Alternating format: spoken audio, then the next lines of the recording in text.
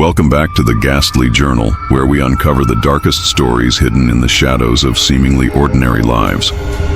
Today, we dive into a case that will make you question the very foundations of what we call family. This is the macabre history of the Follings, a couple who adopted 12 children over the span of 15 years, none of whom had birth certificates. What began as a heartwarming story of generosity quickly unraveled into something far more sinister. Before we begin, remember to subscribe to the Ghastly Journal and turn on notifications so you never miss our weekly descent into the darkest corners of human history. Now, let's begin. The small town of Millbrook, nestled in the rolling hills of western Pennsylvania, was hardly the kind of place where you'd expect to find a story so disturbing that it would eventually attract the attention of federal investigators.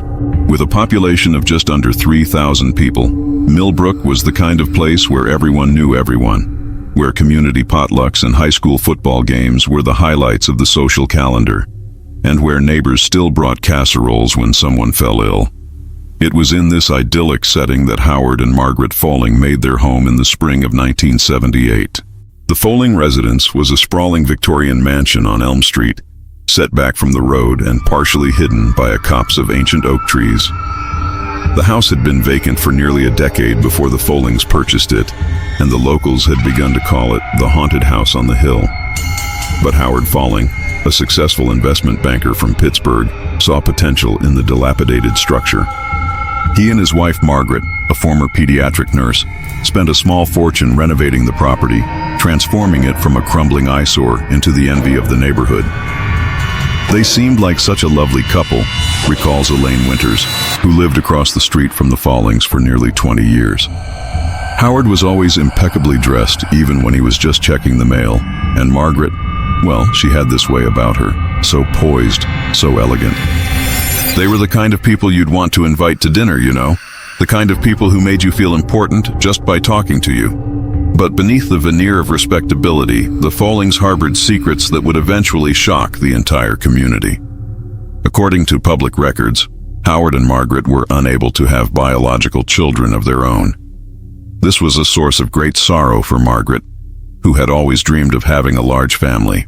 She used to watch the neighborhood children playing from her porch, says Winters. There was something so sad about it, the way she'd just sit there for hours, watching them laugh and run around. I remember thinking at the time that she would have made a wonderful mother. And indeed, it seemed that Margaret would finally get her chance at motherhood when, in the summer of 1980, the Follings announced that they had adopted a baby boy whom they named James. The community was thrilled for them. Neighbors organized a surprise baby shower, and the local church held a special blessing ceremony for the new family. James Folling was a beautiful child, bright-eyed and quick to smile, and the Follings doted on him obsessively. Margaret wouldn't let anyone else hold him, remembers Clara Jenkins, who attended the same church as the Follings. Not even at his blessing ceremony.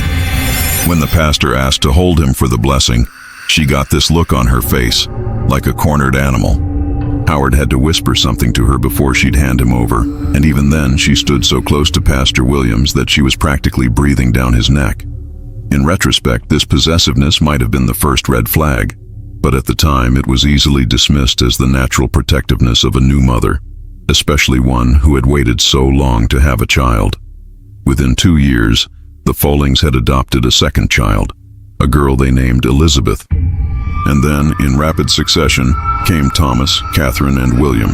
By 1985, the Follings had 5 adopted children, all under the age of 6.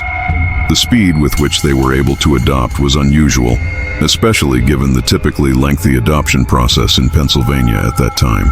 But Howard Folling was wealthy and well-connected, and the couple had an impeccable reputation in the community. They were seen as saviors, says Detective Richard Cooper, who would later lead the investigation into the Folling family. Here was this wealthy couple taking in children who might otherwise have grown up in the system. Who was going to question that? Who would want to? But there were oddities that, in hindsight, should have raised concerns. None of the Folling children attended public school. Margaret insisted on homeschooling them. The children were rarely seen in town, and when they were never allowed to stray far from their parents' sides. They didn't participate in sports or other extracurricular activities, and they had no friends outside the family. I remember trying to arrange a playdate for my son with James Folling, says former Millbrook resident Patricia Hayes. They were about the same age and James seemed so lonely. But Margaret always had an excuse. James was ill, or he had too much schoolwork, or they were planning a family trip. After a while, I stopped asking. The isolation of the Folling children might have continued indefinitely, if not for an accident that occurred in the summer of 1987. 9-year-old Thomas Folling fell from a tree in the family's backyard and broke his arm. Margaret, despite her background as a nurse, didn't take him to the hospital.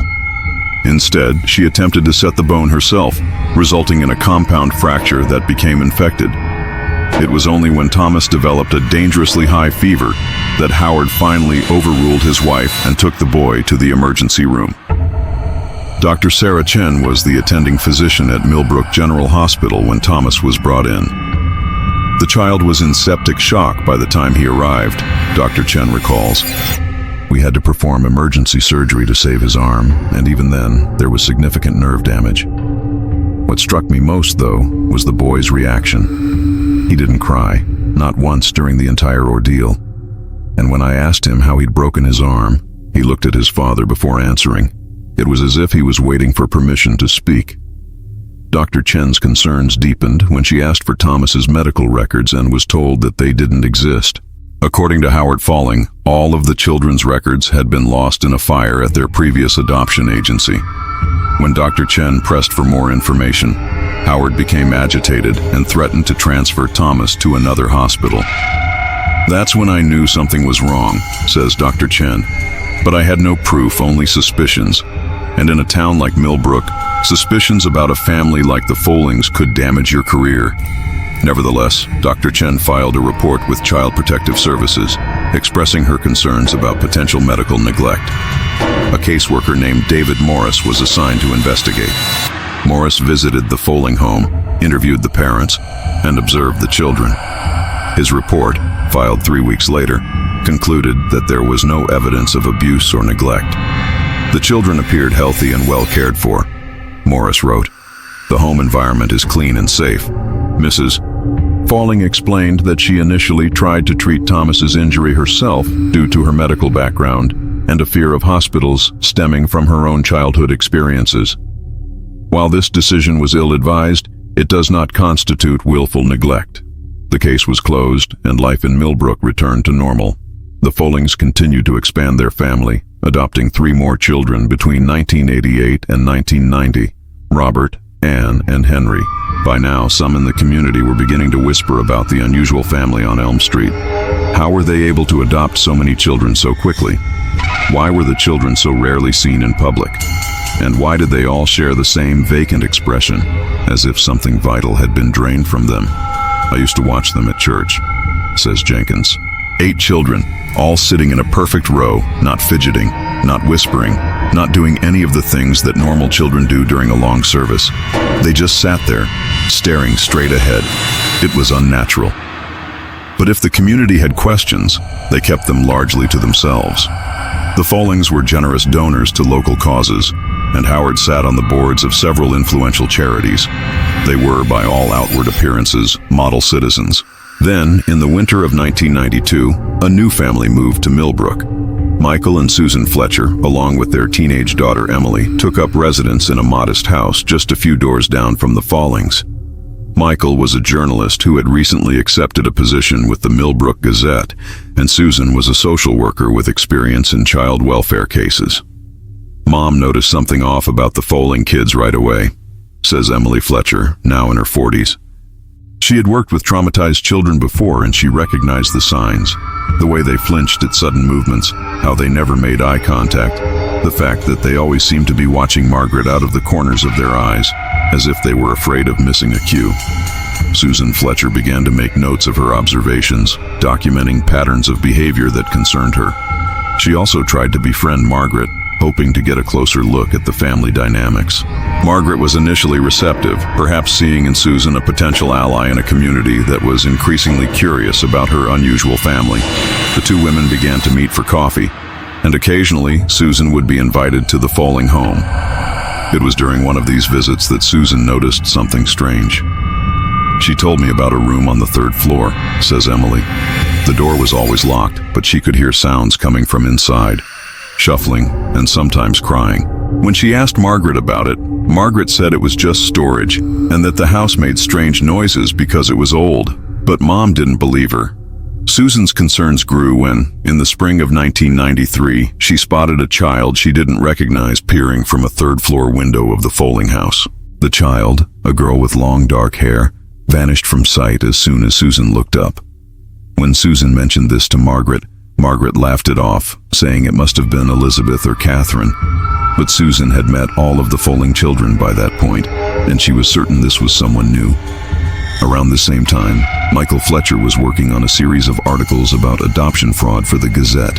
His research had led him to discover that several adoption agencies in Pennsylvania and neighboring states had been shut down in the 1980s for illegally placing children without proper documentation. Dad never specifically connected this to the Follings in his articles, says Emily. But I remember him telling Mom that the timeline matched up with when the Follings were adopting their first batch of kids. Whether by coincidence or design, it was shortly after Michael's articles were published that the Follings announced they were adopting again, this time a set of twins named Peter and Paul, followed by a girl named Mary, bringing their total to 11 children. And once again, the adoptions happened with surprising speed. Looking back, it's clear that they were taking advantage of loopholes in the system, says Cooper. They would work with different agencies, often in different states. They would provide documentation from previous adoptions to establish themselves as experienced adoptive parents. And they would specifically request children from difficult backgrounds, children who were less likely to have complete records, children who might slip through the cracks. But why? What possible motive could the Follings have for adopting so many children? According to those who knew them best, Margaret's desire for a large family seemed genuine. She had transformed herself into the maternal figure she had always wanted to be. Howard, though less overtly enthusiastic about parenthood, appeared to indulge his wife's wishes without complaint. It wasn't about money, Cooper insists. The Follings were already wealthy. They didn't need adoption subsidies, which were minimal in those days anyway. And it wasn't about appearances. If anything, having such a large family made them stand out in ways they might have preferred to avoid. The truth, when it finally began to emerge, was far more disturbing than anyone could have imagined. In the fall of 1994, Susan Fletcher was diagnosed with breast cancer. Her illness progressed rapidly, and by the spring of 1995, she was confined to her home, receiving hospice care. It was during this time, as she faced her own mortality, that she decided to share her suspicions about the Follings with someone who might be able to act on them. She called me to her bedside one night, remembers Cooper, who was then a junior detective with the Millbrook Police Department.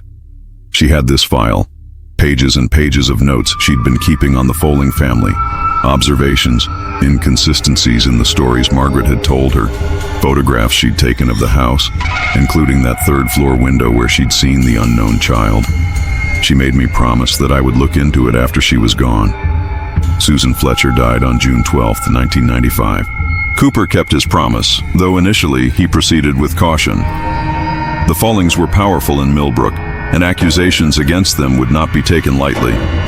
Cooper began by reviewing public records related to the family, property deeds, tax filings, and what little information was available about the adoptions.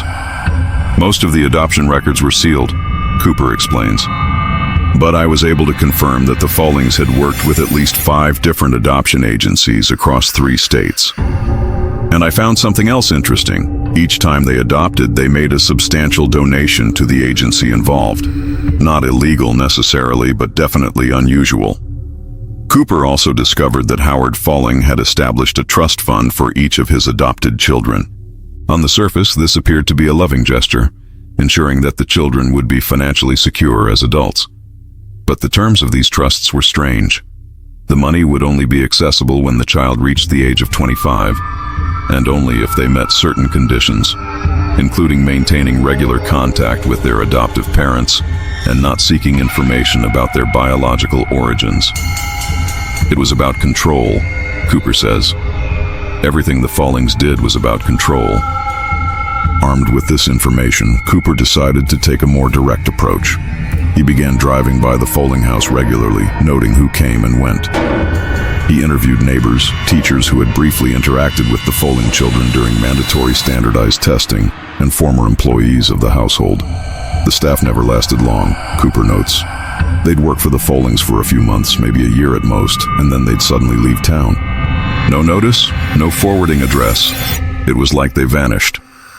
One former housekeeper, Maria Vasquez, had left Millbrook in 1991 after working for the Follings for just 6 months.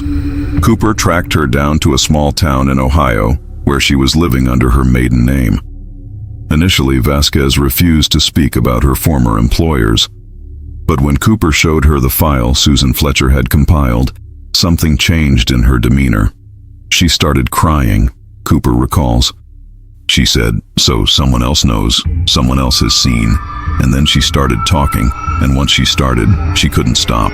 According to Vasquez, the Folling children were subjected to a strict regimen designed to break their spirits and ensure their compliance. They were forced to follow elaborate rules that changed constantly, making it impossible to avoid punishment. They were isolated from each other, with each child assigned a separate bedroom and forbidden from entering the other's rooms. They were required to address Howard and Margaret as Sir and Madam, never as Mom and Dad. But the worst thing, Cooper says, was what Maria told me about the 3rd floor. She said there were 3 rooms up there that were always kept locked. She was responsible for leaving food outside these rooms 3 times a day, but she was never allowed to see who was inside. She could hear them though, children's voices, sometimes crying, sometimes singing to themselves. When she asked Margaret about it, Margaret told her that these were children with special needs who required isolation for their own safety. Vasquez had finally left after witnessing Margaret punishing James, who was then about 11, for speaking during dinner without being spoken to first. The punishment had involved forcing the boy to stand in a corner all night, with Margaret checking on him hourly to ensure he hadn't moved. Maria said she couldn't be part of it anymore. Cooper says, she packed her things that night and left before dawn. She was afraid, not just of losing her job, but of what the Follings might do if they knew she disapproved. With Vasquez's testimony and Susan Fletcher's notes, Cooper felt he had enough to justify a more formal investigation. He took his findings to his superior, Chief Raymond Wallace, expecting support. Instead, he was told to drop the matter. The chief said there wasn't enough evidence to warrant an investigation into such a respected family, Cooper recalls. He reminded me that Howard Folling was friends with the mayor, the district attorney, and half the town council. He suggested that I was letting my friendship with the Fletchers cloud my judgment. Frustrated but undeterred, Cooper continued his investigation unofficially, working on his own time and keeping his notes at home rather than at the station. He was particularly interested in the identities of the children allegedly being kept on the 3rd floor, children who were not among the 11 officially adopted by the Follings. His breakthrough came from an unexpected source.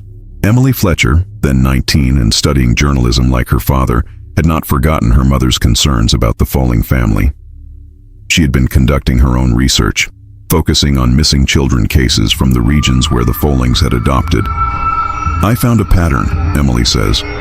"In at least 3 instances when the Follings adopted a child from a particular area, there was a report of another child going missing from the same area within a month.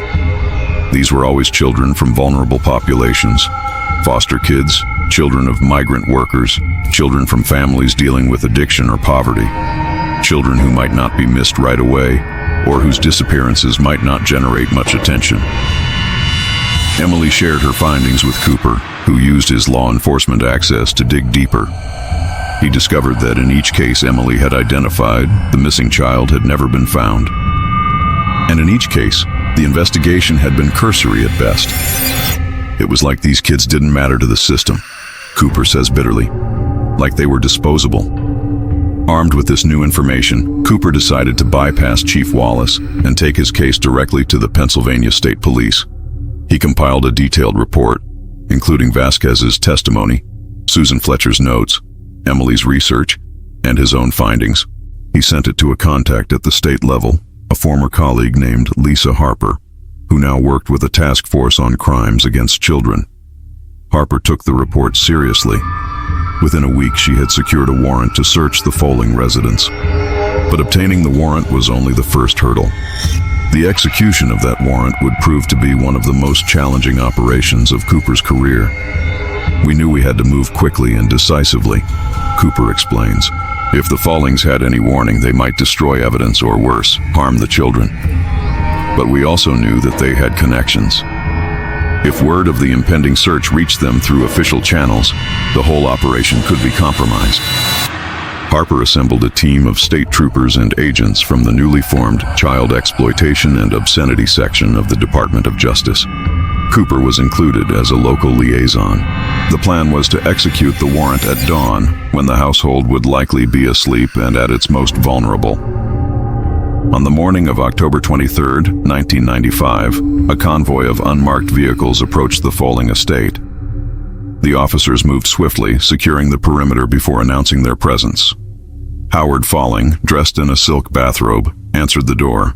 According to Cooper, he showed no surprise at the sight of law enforcement on his doorstep. He was expecting us, Cooper says. Somehow, he knew we were coming. He invited us in as if we were guests arriving for a dinner party. He was completely calm, completely in control. Margaret Folling was a different story. When she realized what was happening, she became hysterical, screaming that they had no right to invade her home, that they were traumatizing her children.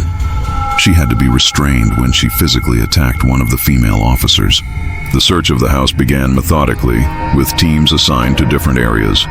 The 11 known Folling children were found in their bedrooms, all awake despite the early hour, all dressed and sitting on the edges of their beds as if awaiting inspection. They didn't react to our presence, Harper would later report. Not with fear, not with curiosity, not with anything. It was as if they had been emptied out. The officers attempted to interview the children, but they were met with scripted responses that revealed nothing. Even James, who was by then 17 and legally able to speak for himself, would only say, "Sir and Madam provide everything we need. We are happy here." The true horror was discovered on the 3rd floor. As Vasquez had testified, there were 3 locked rooms. When the officers broke down the doors, they found 3 children, a girl of about 10 and 2 boys who appeared to be around 8. Unlike the Folling children downstairs, these children reacted with terror to the presence of strangers. They cowered in corners, hiding their faces and whimpering. The conditions were deplorable, Cooper says, his voice tight with anger even decades later. The rooms were bare except for mattresses on the floor. There were no toys, no books, nothing to suggest that these were children's rooms. The windows were covered with blackout curtains nailed to the frames. And the smell was overwhelming. These children had been living in their own filth. Medical examinations would later reveal that all 3 children were severely malnourished and showed signs of physical abuse. None of them could speak English fluently, suggesting that they had been taken from non-English speaking households, and none of them appeared in any official record. No birth certificates, no adoption papers, nothing to indicate that they legally existed. They were ghosts, Cooper says, children who had been erased from the world. The discovery of these hidden children transformed what had been a case of suspected child abuse into something far more sinister. The FBI was called in, and the investigation expanded to include potential charges of kidnapping, human trafficking, and falsification of federal documents. Howard and Margaret Folling were arrested on the spot. As they were being led away, Margaret broke free from the officer holding her and ran to the staircase, screaming something in a language that none of the officers recognized. Later analysis would suggest it was a form of glossolalia, or speaking in tongues, a practice associated with certain religious traditions, but also sometimes observed in individuals experiencing extreme psychological stress. That was when I first began to wonder if there was a religious component to what the Follings were doing, Cooper says. Up until that point, I had assumed it was about control, about Margaret's twisted desire for a large family that she could shape however she wanted. But that moment on the staircase, it hinted at something deeper, something ritualistic.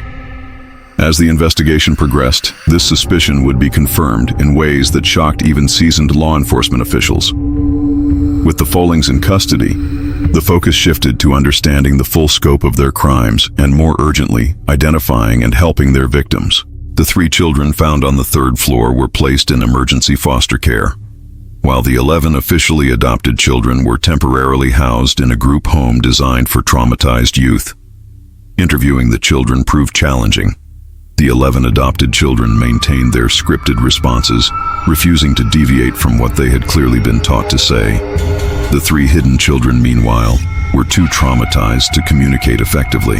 They flinched at any sudden movement, refused to make eye contact, and became hysterical when separated from each other. It was as if they only trusted each other, says Dr. Evelyn Morrow, a child psychologist who worked with the children. Which made sense, given what they had endured. They had been kept in isolation, their only human contact being with each other and periodically with Margaret, who would visit them to administer what she called treatments. These treatments, as described by the children once they began to communicate through art therapy, involved Margaret forcing them to drink a bitter liquid that made them sleepy, after which she would recite what sounded like prayers or incantations over them. Sometimes she would draw symbols on their bodies with a dark liquid that might have been ink or blood. The ritual aspect was undeniable, Dr. Morrow says, but we couldn't identify any known religious tradition that matched what the children described. It seemed to be something Margaret had created, a personal mythology that she was imposing on these vulnerable children. While Dr. Morrow worked with the children, Cooper and the federal agents searched the Folling house for evidence. In Howard's study, they discovered a hidden safe containing multiple sets of falsified adoption papers, as well as large sums of cash in various currencies. But the most disturbing find was a leather-bound journal written in Margaret's hand. The journal, which spanned nearly 20 years, detailed Margaret's mission to create what she called the perfect family. According to her writings, she believed that children were born with sins that needed to be purged before they could become truly pure. The purging process involved breaking the child's connection to their birth family, stripping away their original identity, and reshaping them according to Margaret's vision. She saw herself as a savior, Cooper says. In her mind, she wasn't abusing these children, she was saving them. She was cleansing them of their past and giving them a new, purified existence as members of her family. The journal also revealed that Margaret classified the children into 2 categories, the redeemable and the vessels. The redeemable were the 11 officially adopted children, whom Margaret believed could be purified through strict discipline and religious indoctrination. The vessels, the 3 children found on the 3rd floor, as well as others who had come before them, served a different purpose. According to Margaret's writings, the vessels were children whose souls were already too corrupted to be saved. Cooper explains, instead, they were to be used as receptacles for the sins that were being purged from the redeemable children. It was a twisted form of transference. Margaret believed she could extract the evil from one child and place it into another. This explained the treatments described by the hidden children. Margaret was performing rituals designed to transfer what she perceived as sin or evil from her adopted children to these unfortunate vessels. And once a vessel was full, a state Margaret claimed to be able to identify by looking into their eyes, they would be discarded. The journal did not explicitly state what happened to these discarded vessels, but it did reference a resting place on the Folling property, where the filled ones sleep until Judgment Day. This led to the most gruesome phase of the investigation, the search of the Folling estate's grounds. In a wooded area at the far edge of the property, cadaver dogs alerted to a patch of earth that appeared undisturbed to the human eye. Excavation revealed the remains of 5 children, buried in shallow graves marked only with small stones. The medical examiner estimated that the oldest burial was about 14 years old, which would place it around 1981. Shortly after the Follings adopted James, Cooper says. The most recent was probably less than a year old. All of the children had died from similar causes, a combination of malnutrition, dehydration, and exposure. They had essentially been neglected to death. Forensic anthropologists worked to identify the remains, a process complicated by the lack of dental records or DNA samples for comparison.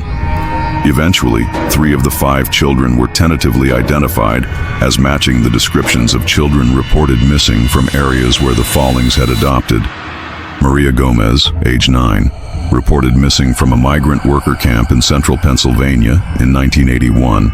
Tyrell Washington, age 7, who disappeared from a Pittsburgh housing project in 1985, and Alexei Petrov, age 8, the son of Russian immigrants who vanished from his front yard in Philadelphia in 1990. The other 2 children remained unidentified, referred to in official records only as Jane Doe number 1 and John Doe number 3.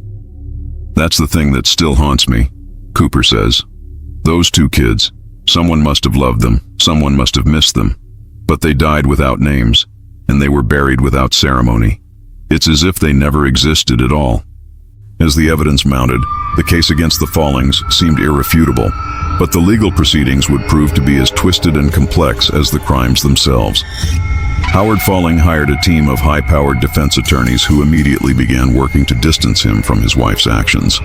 They painted a picture of Howard as an unwitting participant, a man so consumed by his financial dealings that he was oblivious to what was happening in his own home. They pointed out that Howard was frequently away on business, sometimes for weeks at a time, and that Margaret had been the primary caregiver for all of the children. It was a transparent strategy, says Assistant U.S. Attorney Meredith Lane, who prosecuted the case.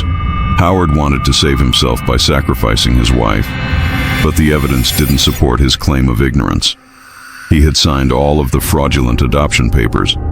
He had established the trust funds with their controlling conditions.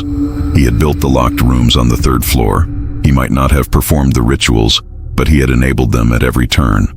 Margaret, meanwhile, was deemed incompetent to stand trial after a psychological evaluation revealed severe delusional disorder with religious preoccupation. She was committed to a secure psychiatric facility, where she remained until her death in 2008. Howard, denied the opportunity to shift all blame to his wife, changed tactics. His attorneys began negotiating a plea deal, offering Howard's cooperation in exchange for a reduced sentence. Specifically, they promised that Howard could provide information about other children who had been vessels, but whose remains had not been found on the property. It was a gut-wrenching decision, Lane admits. On one hand, we wanted Howard to face the harshest possible penalties for his crimes. On the other hand, the possibility of bringing closure to more families, of giving names to more lost children, that was hard to ignore. In the end, a deal was struck. Howard pleaded guilty to multiple counts of child endangerment, kidnapping, and falsification of federal documents. In exchange for his cooperation and testimony, he received a sentence of 25 years to life, with the possibility of parole after 20 years.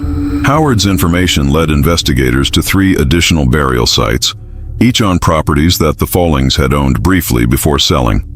A lake house in upstate New York, a hunting cabin in rural West Virginia, and a beach house on the Maryland shore. In total, the remains of 8 more children were recovered, bringing the total to 13 victims. 13 vessels for 12 redeemable children, Cooper notes. In Margaret's twisted logic, there had to be more vessels than redeemable children because some of the vessels would become filled more quickly than others. It was all part of her sick arithmetic of salvation. Of these additional 8 victims, 5 were eventually identified. Lucia Diaz, age 9, Kwame Johnson, age 7, Tran Nguyen, age 10, Sarah Blackfeather, age 8, and Dmitry Kowalski, age 6. All had been reported missing between 1983 and 1992, and all came from marginalized communities where law enforcement resources were stretched thin and missing children cases often went uninvestigated. The Follings were predators, Lane says. They deliberately targeted children who wouldn't be missed, or whose disappearances wouldn't generate headlines. They exploited the same systemic failures that they used to adopt their redeemable children without proper scrutiny. As for those 12 redeemable children, their fates were varied and, in many cases, tragic. James, the oldest, committed suicide in 1998, 3 years after the Follings were arrested. Elizabeth developed severe anorexia and has been in and out of treatment facilities for most of her adult life. Thomas, whose broken arm had first brought attention to the family, disappeared after turning 18 and has never been found. Some of the younger children were eventually adopted by new families, while others remained in the foster care system until they aged out. The damage was too deep, says Dr. Morrow. These children had been systematically brainwashed from a very young age.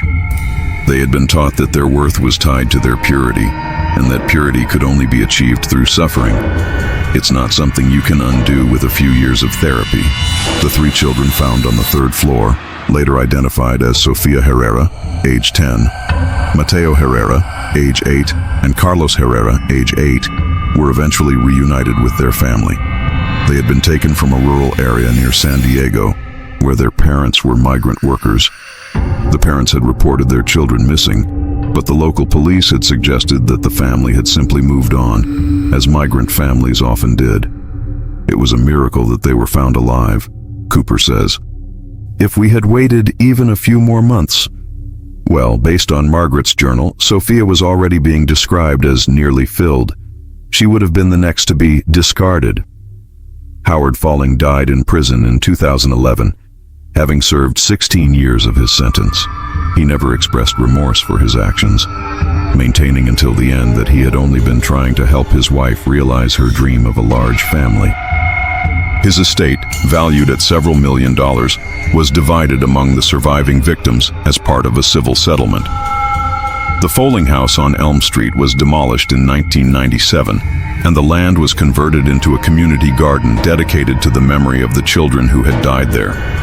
Each year on the anniversary of the Follings' arrest, the people of Millbrook gather in the garden for a vigil, lighting 13 lanterns for the 13 vessels and 12 candles for the 12 redeemable children whose lives were forever altered by Howard and Margaret Folling. It's not enough, Cooper says. Nothing could ever be enough to make up for what those children suffered. But it's something. It's a way of saying, we remember, we acknowledge what happened here, and we're sorry we didn't see it sooner. The case of the Follings has had lasting impacts on adoption laws and procedures in Pennsylvania and beyond. The Folling Act, passed by the Pennsylvania legislature in 1998, requires more rigorous background checks for adoptive parents, limits the number of children that can be adopted by a single family within a specific time frame, and mandates regular home visits by social workers for the first 5 years after an adoption. The system failed these children, Lane says. We all failed them. The neighbors who noticed something off but didn't speak up. The doctors who saw the signs of abuse but didn't push harder for answers. The officials who were too impressed by Howard's wealth and status to ask the hard questions. Even law enforcement. We should have taken Susan Fletcher's concerns more seriously from the beginning. But perhaps the most haunting aspect of the Folling case is the knowledge that there might be more victims who will never be found. Howard's cooperation was limited to the children buried on properties directly linked to the Follings. But given the family's extensive travels and Howard's business dealings across multiple states, it's possible, even likely, that there were other vessels whose remains are still undiscovered. I've made peace with the fact that we'll never know the full extent of the Follings' crimes, Cooper says. But I haven't made peace with the fact that there are parents out there who still don't know what happened to their children. That's why I keep going back to the case files, even in retirement. That's why I still follow up on every lead, no matter how unlikely. Because those children deserve to have their names. They deserve to have their stories told. And so, the macabre history of the Follings continues to unfold, even decades after their crimes were first discovered. It serves as a reminder of the darkness that can hide behind a facade of respectability, of the vulnerable children who slip through the cracks of our society, and of the terrible consequences when those entrusted with their care betray that sacred responsibility. Before we end today's episode, I want to take a moment to acknowledge the families of the identified victims: Maria Gomez, Terrell Washington, Alexei Petrov, Lucia Diaz, Kwame Johnson, Tran Nguyen, Sarah Blackfeather, and Dmitry Kowalski. Their lives were cut short by unimaginable cruelty, but in telling their stories, we ensure that they are not forgotten. And for Jane Doe number 1, John Doe number 3, and the 3 remaining unidentified children, we may not know your names, but we bear witness to your suffering. You matter. You have always mattered. This has been The Ghastly Journal. Remember to subscribe and turn on notifications so you never miss an episode. If you or someone you know has information about missing children, please contact the National Center for Missing and Exploited Children at 1-800-THE-LOST. Sometimes, even decades later, the truth can still come to light. Until next time, stay vigilant. The darkest deeds often happen in the places we least expect. In the decades since the Folling case first shocked the nation, numerous theories have emerged about the origins of Margaret's disturbing belief system. While the official investigation focused primarily on identifying victims and building a legal case against the Follings, researchers and true crime enthusiasts have continued to probe the psychological and potentially cultural roots of Margaret's rituals. Dr. Eliza Montgomery, a professor of religious studies at the University of Pennsylvania, has spent years examining Margaret's journal and court testimonies. What's particularly interesting about Margaret's belief system is that it doesn't neatly align with any established religious tradition. Montgomery explains. It contains elements that might seem familiar: the concept of sin, the idea of purification through suffering, ritualistic cleansing. But they're combined in ways that are entirely idiosyncratic. According to Montgomery, Margaret's background might offer some clues. Born Margaret Phelps in 1945, she was raised in a small farming community in rural Minnesota. Her parents were described by neighbors as deeply religious but private people who rarely attended community events and kept their children home from school whenever possible. There were rumors in the town about unusual religious practices in the Phelps household, Montgomery says. Nothing specific, nothing that anyone could prove, but enough to make the family something of an enigma. The few people still living who remember the Phelps family describe them as odd and secretive. At 18, Margaret left home to attend nursing school in Minneapolis, a move that apparently caused a permanent rift with her family. According to school records, she never returned home for holidays, and none of her family attended her graduation. By all accounts, she was a dedicated student who specialized in pediatric care, drawn to working with children from the beginning of her career. There's a gap in our understanding of Margaret's life between her graduation from nursing school in 1965 and her marriage to Howard in 1976, Montgomery notes. We know she worked at several hospitals across the Midwest, never staying in one place for more than a year or two. And we know that she spent some time in Europe in the early 1970s, though the exact purpose of this trip remains unclear. It was during this European sojourn that Margaret might have encountered the obscure religious texts that later influenced her beliefs. Among her possessions seized during the investigation was a collection of manuscripts, some dating back to the 17th century, that dealt with various esoteric traditions. These included works on alchemy, Gnosticism, and certain mystical practices that involved the concept of spiritual transference, the idea that qualities like sin or virtue could be moved from one vessel to another. These weren't mainstream religious texts, Montgomery emphasizes. They were obscure, often fragmentary works that would have been difficult for a casual reader to find. Margaret must have sought them out deliberately, suggesting a pre-existing interest in these concepts. By the time Margaret met Howard Folling at a charity gala in Pittsburgh in 1975, she had developed the framework of her belief system, a system she apparently kept hidden from her husband-to-be, at least initially. Howard, by all accounts, was not a religious man. His interest was in accumulating wealth and social status, goals he pursued with single-minded determination. It's an open question whether Howard ever fully understood or shared Margaret's beliefs, says Cooper. In his testimony, he claimed that he thought her interest in adoption stemmed from a genuine desire to help underprivileged children, combined with her inability to have biological children. He said he only became aware of the religious aspect gradually, and by then he was too deeply involved to extricate himself. But Cooper remains skeptical of this claim. Howard was an intelligent, observant man. The idea that he could live in that house for 15 years and not know what was happening, it stretches credulity to the breaking point. Dr. Montgomery offers another perspective. I think Howard might have seen Margaret's beliefs as a form of eccentricity, something to be humored rather than challenged. There's evidence that he was genuinely in love with her, at least in the beginning. And people in love often overlook or rationalize behaviors that would alarm an outside observer. Whatever Howard's level of understanding or complicity, there's no doubt that he enabled Margaret's actions through his financial resources and social connections. Without Howard's money to facilitate quick adoptions and buy properties where vessels could be hidden or buried without his status to deflect suspicion and intimidate potential whistleblowers, Margaret's mission might have been discovered much sooner. They were a perfect storm, Cooper says grimly. Margaret with her twisted vision, Howard with his means to make it reality. And caught in the middle were 25 children whose lives were destroyed. The 25 children Cooper refers to include the 12 redeemable children who were officially adopted and subjected to years of psychological and sometimes physical abuse, and the 13 vessels who suffered even more extreme neglect before ultimately being killed when Margaret deemed them filled with the sins she believed she had extracted from her adopted children. Of the 12 adopted children, only 9 are still alive today.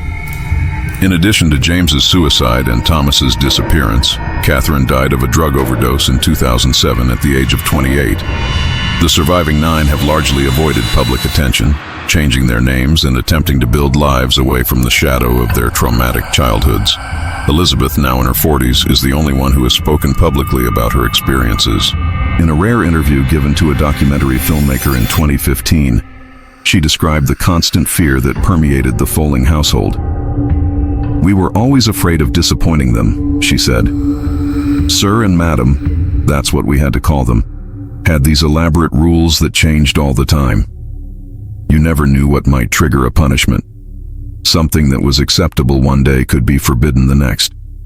It kept us constantly on edge, constantly vigilant. Elizabeth also spoke about the cleansing rituals that Margaret performed on the children. She would make us drink this tea that tasted horrible, and then she'd make us kneel in this circle she'd drawn on the floor. She'd recite these long passages in a language none of us understood, and she'd touch our foreheads with this cold, wet finger. Sometimes she'd make cuts on our arms, small ones, nothing that would leave obvious scars, and collect the blood in a little silver cup. According to Elizabeth, the children were told that these rituals were necessary to remove the badness they had brought with them from their previous lives. Madam said we were born with sin inside us, like a disease, Elizabeth recalled. She said our birth parents had infected us, and only she could cure us. If we resisted the treatments, she said the sin would grow until it consumed us, and then we'd have to go live upstairs with the bad children. The bad children, Margaret's vessels, were occasionally shown to the adopted children as a warning. She'd take us up there one at a time and make us look at them through this little window in the door, Elizabeth said. They were always so thin, so dirty, and their eyes, they looked dead already, you know, like there was nothing inside them anymore. Madam would say, "This is what happens to children who don't accept the treatment. This is what happens when the sin takes over." This psychological torture, combined with physical deprivation and isolation, created an environment of complete control. The children were entirely dependent on Margaret and Howard for everything: food, shelter, human contact, and the definition of reality itself. It was a classic cult dynamic, says Dr. Morrow. The leader defines what is true and false, good and evil. The followers are cut off from any outside influence that might contradict this definition. And over time, the followers internalize the leader's worldview to such an extent that they can no longer distinguish between their own thoughts and the thoughts that have been implanted. This explains why, even after being removed from the Folling home, many of the children continued to defend their adoptive parents and to insist that they had been happy there. It wasn't Stockholm Syndrome in the classical sense, Dr. Morrow clarifies. It was more fundamental than that. These children had never known any other reality. They had no framework for understanding that what had happened to them was abuse. The process of healing for these children was slow and painful. Some, like James, never managed to overcome the trauma. Others, like Elizabeth, have spent their lives in a cycle of progress and relapse, forever struggling with the psychological wounds inflicted during their formative years. The tragedy of the Folling case isn't just the 13 children who died, Dr. Morrow says. It's also the 12 who lived but were never allowed to develop into the people they might have been. Their potential was stolen from them just as surely as the lives of the vessels were stolen. In the years since the Folling case, researchers have identified similar patterns in other cases of extreme child abuse, particularly those with religious or cult-like elements. The combination of isolation, ritualistic behavior, and the exploitation of children's natural dependency creates conditions in which almost unimaginable cruelty can flourish. What makes the Folling case unique, says Montgomery, is the scale and duration of the abuse, as well as the way it was hidden in plain sight. This wasn't a compound in the wilderness or a closed religious community. This was a respected family in a typical American town. The Follings went to church on Sundays. They attended community events. Howard served on local boards. They were, to all outward appearances, pillars of the community. This facade of normalcy allowed the Follings to operate for nearly 2 decades without serious scrutiny. And when concerns were raised, by Dr. Chen after Thomas's injury, by Susan Fletcher after her observations of the family, they were too easily dismissed by those with the power to intervene. That's the lesson we should take from this case, Cooper insists. Not just the spectacular horror of what happened inside that house, but the ordinary failures that allowed it to continue. The neighbor who saw something odd but didn't want to seem nosy. The official who accepted a flimsy explanation because the alternative was too disturbing to contemplate. The colleague who noticed something wrong but didn't want to risk their career by speaking up. These everyday failures of courage and responsibility, multiplied across a community and spanning years, created the conditions in which the Follings crimes could flourish. And according to Cooper, similar dynamics continue to enable child abuse today. The names and circumstances change, but the pattern remains the same, he says. Someone notices something wrong, but they tell themselves it's not their business.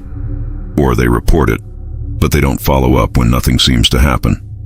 Or the system gets involved, but it's too overworked and underfunded to provide the kind of sustained attention that might reveal the truth.